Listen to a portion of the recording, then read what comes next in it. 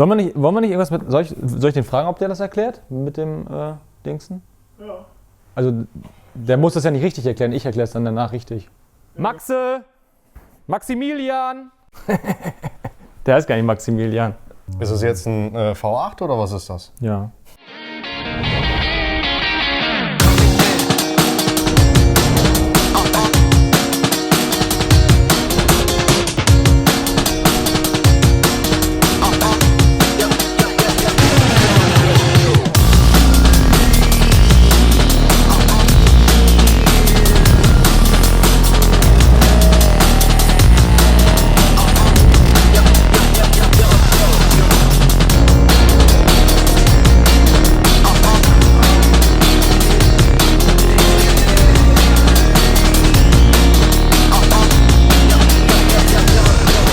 Willkommen zurück. Heute feiern wir Hochzeit. Unser M3-Motor bekommt endlich seinen Zylinderkopf. Die letzten Videos sind ja echt super angekommen und ich habe mir eigentlich noch gar nicht so richtig vorgestellt. Ich bin Marvin, ich habe die Firma vor 10 Jahren gegründet, bin hier der Geschäftsführer, bin allerdings nur für die technischen Sachen zuständig. Wenn ihr hier anruft, habt ihr jemand ganz anders am Telefon, das ist der Max und ich würde sagen, wir lassen den heute mal ein bisschen auflaufen. Wir lassen den einfach mal so ein bisschen erklären, wie es jetzt hier weitergeht. Mal gucken, ob er euch das erklären kann oder ob er einfach nur verkaufen kann. Zack. Hier. Damit wir unsere geile Bild- und Tonqualität halten können. Wenn wir schon keine Ahnung haben, muss er wenigstens gut aussehen, ne? Ist das jetzt ein V8 oder was ist das? Ja. So, Chef, du machst ja immer so schöne Checklisten für uns fertig, wenn wir so einen Motor zusammenbauen sollten. Wir immer die Verdichtung einmal prüfen. Erzähl doch mal den Leuten, warum wir das überhaupt machen sollen. Ja, wir haben bei dem Motor jetzt zum Beispiel Schmiedekolben eingebaut und wir wissen halt nicht, ob man jetzt wieder auf die Serienverdichtungsverhältnis kommen und deswegen müssen wir es halt aussiedern, um sicher zu gehen. Ne? Genau, wir kennen die Geometrie des Brennraums jetzt ja gar nicht mehr, das ist ja verändert durch den Schmiedekolben. Und im schlimmsten Fall haben wir eine Verdichtung, die einfach zu hoch ist und wir wissen alle, was mit einem Motor passiert, der zu hoch verdichtet ist. Ja, was passiert denn dann? Ja, genau. Dann hast du den Kunden nachher am Telefon und der fragt sich, wie kommt das Loch in meinen Kolben? Ja. Und kannst du dem erzählen, den haben wir aber ausgeliefert. Nein, natürlich machen wir das Ganze, um sicher zu gehen, dass wir wirklich hier ein Top-Verdichtungsverhältnis haben, dass der Motor nicht anfängt zu klopfen und zu klingeln und der Kolben dann im Endeffekt schmilzt, sondern wir das hinkriegen, was der Kunde nachher braucht und das ist auch wichtig zum Abstimmen. Das heißt, wenn ihr nachher einen Turbomotor noch abstimmen müsst oder hier den Saugmotor abstimmen lassen wollt, die Zündung einstellen wollt, dann will der Abstimmer wissen, wie hoch ist denn der Motor verdichtet? 11:1, 11,5, 12, 12,5 oder noch höher. Und deswegen machen wir das. Haben wir den denn schon ausgeliefert? Nee, das würde ich den Leuten jetzt zeigen oder willst du denen das zeigen? Ja, das ist eine gute Idee, du machst das einfach. Ja. Wollen wir mal sehen, ob du deine Schrauberskills noch zeigen kannst. Nach der ganzen Zeit im Büro, er ist ja gelernter Kfz-Meister. Das machen wir. Du liest das aus und ich zeige euch nachher, wie man die Verdichtung ganz genau berechnet. Und dann können wir hoffentlich den Zylinderkopf montieren. Alles klar. Achso, mach du. Ich mach jetzt. Steht er schon auf dem oberen Totpunkt? Das weiß ich nicht. Wo man das jetzt gedreht? Jetzt auf jeden Fall nicht mehr. Wo man das hier gedreht? Die Kurbelwelle?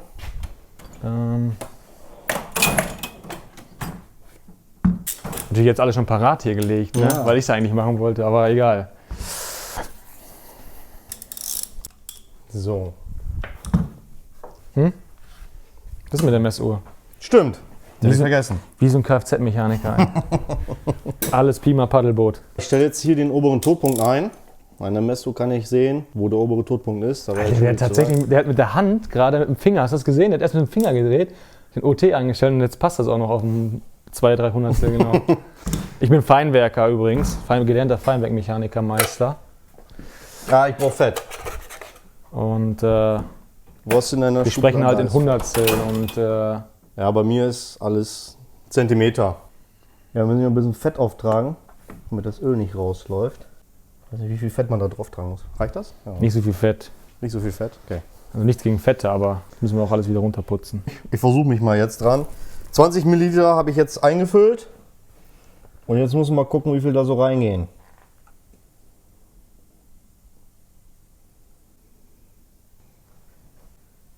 Warum nehmen wir denn überhaupt Öl? Weil Wasser unten durchfließen würde. Könnten wir auch eine andere Flüssigkeit nehmen? Ja. Ja, Viskosität muss halt irgendwie passen.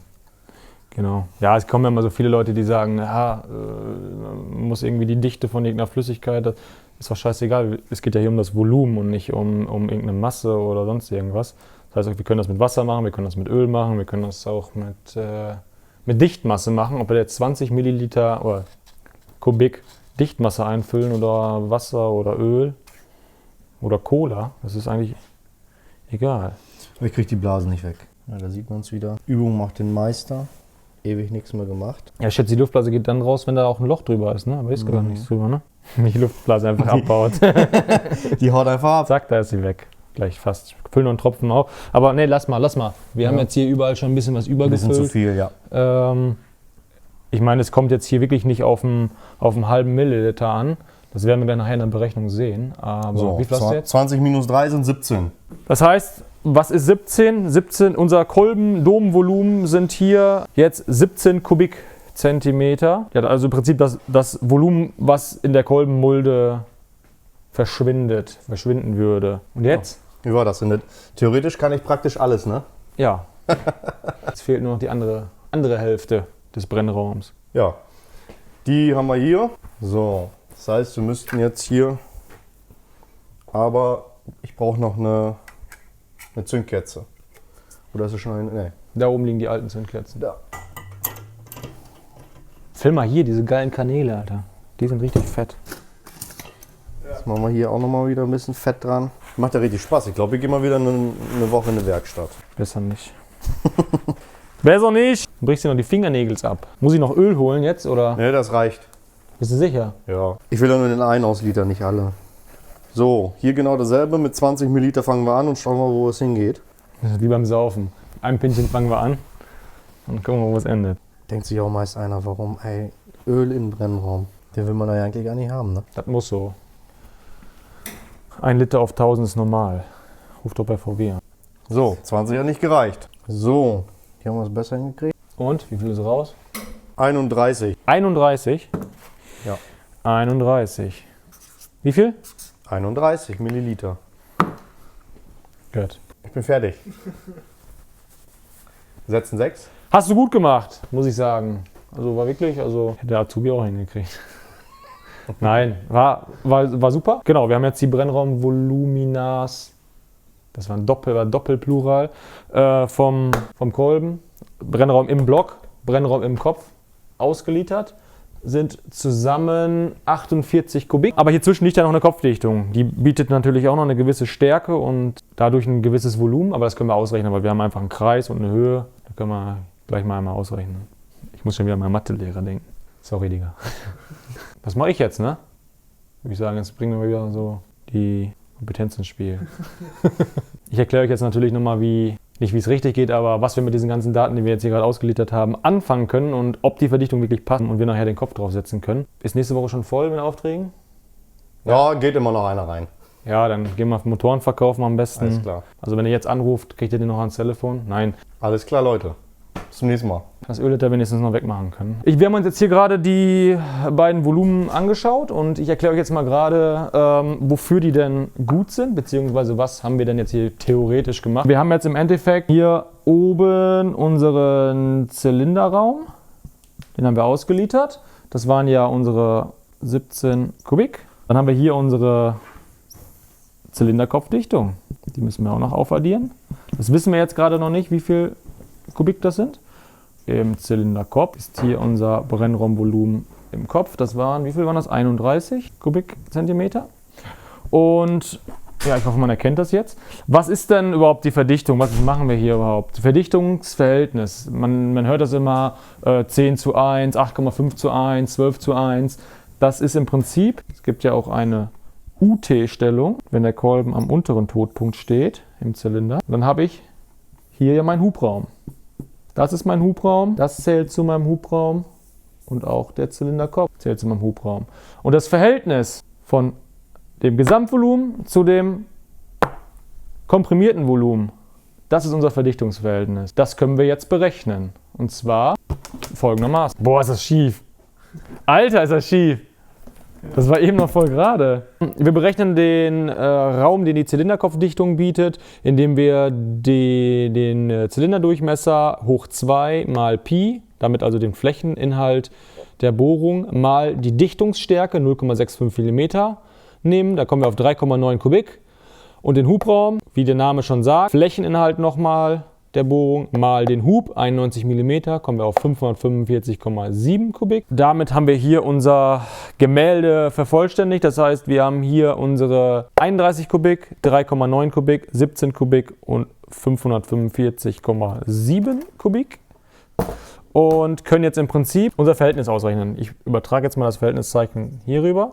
Das sind dann einmal alle Zahlen zusammengerechnet, also lass mich kurz rechnen. 31, hätte man viel schneller im Kopf rechnen können. So, haben wir hier 597,6 Kubik.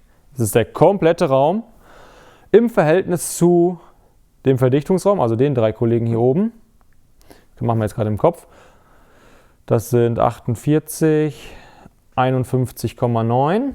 Das ist unser Verdichtungsverhältnis. Unser Verdichtungsverhältnis ist ja immer zu 1 angegeben. Das heißt, wir müssen jetzt hier auf 1 runter reduzieren. Das heißt, wir teilen einfach die 597,6 geteilt durch 51,9 und kommen damit auf 11,51 zu 1. Das ist unser Verdichtungsverhältnis. Von JE angegeben sind 11,5. Passt also. Das ist nicht immer so. Gerade wenn die von der Bohrung her größer werden, kann das mal um 0,2, 0,3 abweichen. In diesem Fall passt alles. Wir können also mit der Hochzeit fortfahren. Das heißt, die Braut, der Bräutigam dürfen sich jetzt gleich küssen. Ja, das ist natürlich jetzt wieder schlau. Ich habe jetzt einfach mit der Spritze rausgezogen. Ich bin nur Mechaniker. Muss mir keinen Kopf drüber machen hier. Bevor ich den Kopf jetzt draufsetze, drehe ich die Kolben erst wieder ein bisschen runter, dass sie nicht mehr auf OT stehen. Das macht es nachher so ein bisschen einfacher. Steuerzeiten einstellen, da hast du halt nicht direkt, wenn du die Nocke auflegst und da drückt sich ein Ventil auf, hast du nicht direkt den Kolben in der Quere. Liegt da drauf. Sehr schön. Gut. So. Während ich jetzt hier noch ein bisschen Hochzeit feiere, lasst ihr bitte ein Abo da, denn ja, es sind schon wieder 4 Stunden um. Wir sind jetzt hier wieder 4 Stunden am Filmen, um so ein bisschen auszulitern. Wir haben da Bock drauf und damit ihr kein Video mehr verpasst, abonniert ihr den Kanal. Nach dem Abonnieren schaut ihr euch gleich das nächste Video an, denn das kommt nächsten Mittwoch raus und da geht es um den RS3-Motor. Ja, mal wieder ein bisschen aus der VAG-Szene, das ist das ja, wo wir hergekommen sind. Ich freue mich drauf. Bis dahin. Euer Charlie. Warum habe ich jetzt Charlie gesagt, Alter? Charlie ist gut, ne? Okay. Euer... Nochmal. Ja, bis dann macht's gut. Fertig, dann ist es zu Ende. Oder?